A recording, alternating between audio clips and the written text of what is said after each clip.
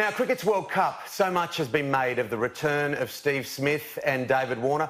Look, there's been a lot of booing, but the Australians have done really well. Yeah, 2 wins from their 2 games so far, but they've got a mighty test ahead of them coming up against India with more than 1 billion eyeballs on that match alone. There's a good reason why the World Cup is our main event. The 12th ICC Cricket World Cup is, of course, currently being played in the United Kingdom. There are 10 countries, 40 matches in all, with the final to be played in mid-July. Such an important player coming in at number 4. They're going to need him today. Much has been made of the return of Steve Smith and David Warner from their sandpaper suspension. And it comes as no surprise, there has been plenty of booing. But both Warner and Smith have shut down the noise with the sound of bat on ball. Warner in the first game and Smith against the West Indies. Steve Smith now starting to stamp his authority. The Aussies have played 2 games against Afghanistan and the West Indies and won them both. The Cricket World Cup has a rich history. The first was actually played by women in 1973. The mighty West Indies won the first Men's World Cup back in 1975. In 1987, the tournament was played outside the UK for the first time, and it was Australia with an historic 7-run win over England in India.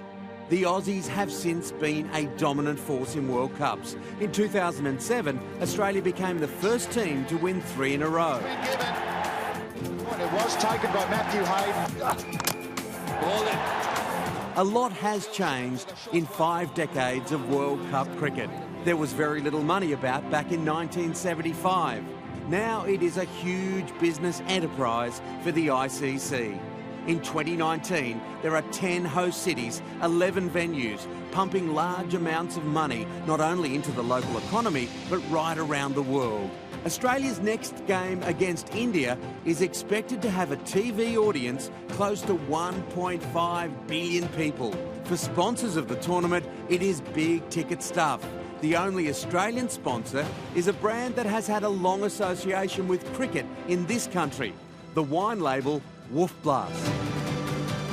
Wolf Blass has been associated with cricket for the last 17 years. It really came to the fore during the iconic 2005 Ashes series, and we have been associated with cricket through broadcast or sponsorship since then. And in 2015, we announced that we were the official wine sponsor to the Cricket World Cup. And when you look at winemaking, it's actually all about craftsmanship, skill and passion, and that absolutely reflects cricket. So actually for us it was a no-brainer that we brought those 2 philosophies together. For us, the value is in sponsoring the tournament. Wolf Blass is a global brand. It's in lots of countries around the world, and actually sponsoring the tournament allows us to bring to life this partnership in all of those different countries.